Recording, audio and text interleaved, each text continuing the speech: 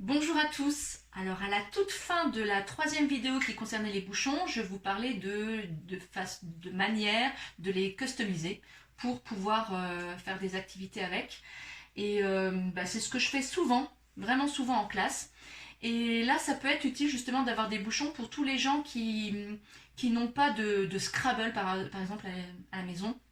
Et moi, je propose beaucoup d'activités à distance avec des reconstitutions de mots, des reconstitutions de prénoms, etc. J'ai fait une vidéo aussi avec l'auto-memory, donc pour connaître les lettres de son prénom. Et c'est vrai que les lettres du Scrabble ou d'autres jeux, c'est pratique parce qu'elles sont particulièrement épaisses, donc c'est facile à manipuler. Alors que quand vous faites vos propres étiquettes, c'est pas évident parce que voilà, quand on prend l'étiquette, elle se plie, etc. C'est moins pratique à manipuler. Donc l'alternative bouchon, c'est vraiment, moi je l'utilise, j'ai plein de bouchons avec plein de lettres en classe. Donc vous fabriquez vos lettres mobiles. Donc soit vous avez eu des planches de lettres que la maîtresse vous a envoyées, sinon je vais vous envoyer moi sur mon blog, je le mettrai en description parce que j'ai des planches toutes faites. Donc voilà, vous customisez vos bouchons pour que ce soit des lettres de l'alphabet.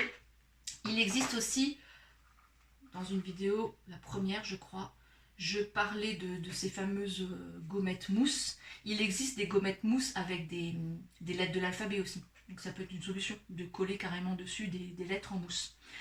Donc voilà, ça c'est tout bateau, c'est simplement un bout de papier que j'ai découpé en rond, il est même un peu grand d'ailleurs, sur lequel j'ai simplement tracé au feutre et collé avec de la pâte à fixe. Voilà. Donc j'ai toutes mes lettres mobiles et du coup je vais pouvoir reconstituer mon prénom, d'autres mots, enfin ce que la maîtresse demande. Bien sûr, on peut utiliser ces lettres aussi pour faire de la transcription, de la reconnaissance et de la transcription. C'est-à-dire que à l'école, moi j'ai pas mal de tableaux comme ça.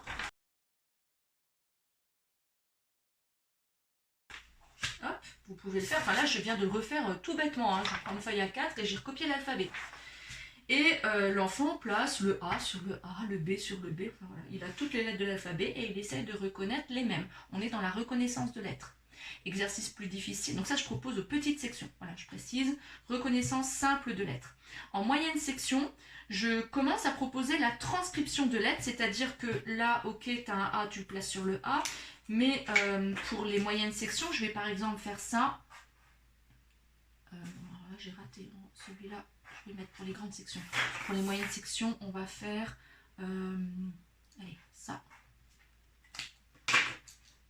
Donc là, évidemment, vous préparez tous vos bouchons à l'avance. Hein.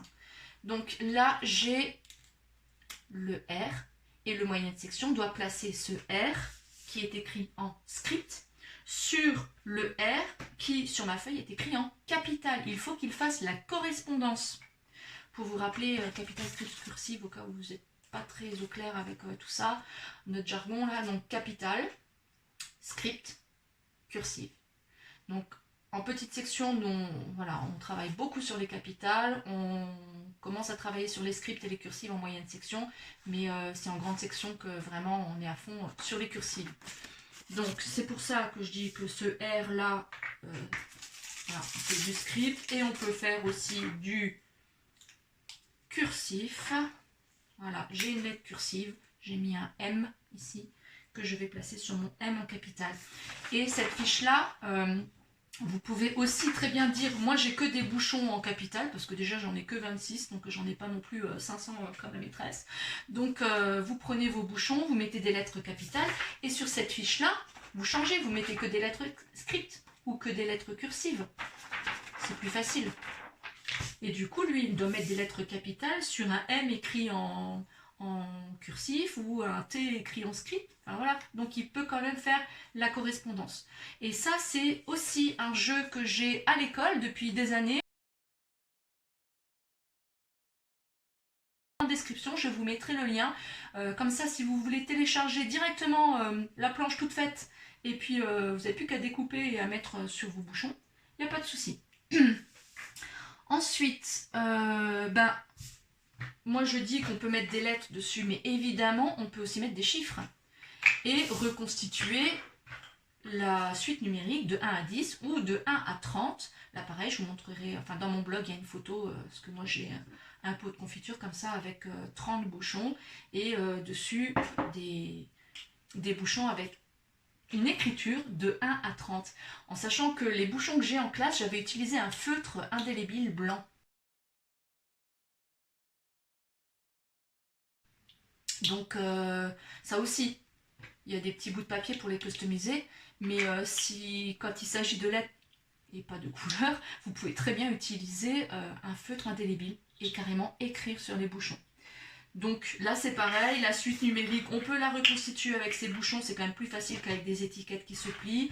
On peut enlever des bouchons dans la suite numérique et puis demander à l'enfant quels sont les bouchons qui manquent. Voilà, donc bon, après pour la suite numérique, j'avoue que je préfère travailler sur les cartes. Donc je vous renvoie à ma vidéo sur les jeux de cartes, je crois que c'est la carte numéro 2 où je parle du travail de la suite numérique avec les cartes. Donc voilà, vous pouvez customiser avec des lettres, vous pouvez customiser avec des chiffres. Et puis moi j'utilise aussi beaucoup les bouchons en classe pour les jeux de memory. Alors là j'utilise plutôt des gros bouchons, ceux de bouteilles de lait. Évidemment là j'en ai que 3. Donc je vais vous montrer le principe avec des bouchons petit format. Mais c'est mieux avec des gros quand même. Après, voilà. Je vais vous montrer que même avec des petits, ça marche. Alors, on peut très bien... Alors, le memory aussi, je l'aime bien utiliser des bouchons parce que, vous savez, tous les memory qu'on achète dans le commerce ont tous des cartes extrêmement épaisses et c'est pas fait pour rien. C'est justement parce que c'est beaucoup plus facile de retourner une carte très, très épaisse plutôt que quelque chose de tout fin comme ça qu'on va retourner, qui va se plier. L'enfant va souvent les prendre comme ça, enfin, les pincer. Donc c'est pour ça que les cartes sont toujours bien épaisses pour jouer au memory. Donc avec des bouchons c'est l'idéal. Donc hop, on place ces... Bon, allez, j'en place 8, hein, évidemment il en faut bien plus. Je place 8 bouchons. Et à l'intérieur de mes bouchons, je peux coller des gommettes pour les tout petits. On peut faire un memory de couleur. Allez hop, là je vais mettre 2 jaunes. 2 verres, je ne vais pas tous les faire, hein, c'est pour vous expliquer le principe. Décoller des gommettes. Il peut le faire aussi avec vous, l'enfant, hein, ça va l'éclater. Hop, voilà.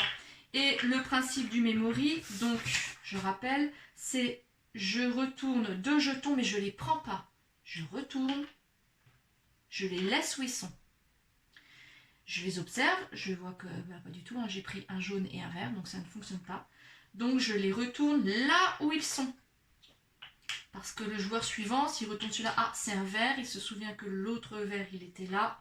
Hop, là c'est la même chose, il peut les prendre.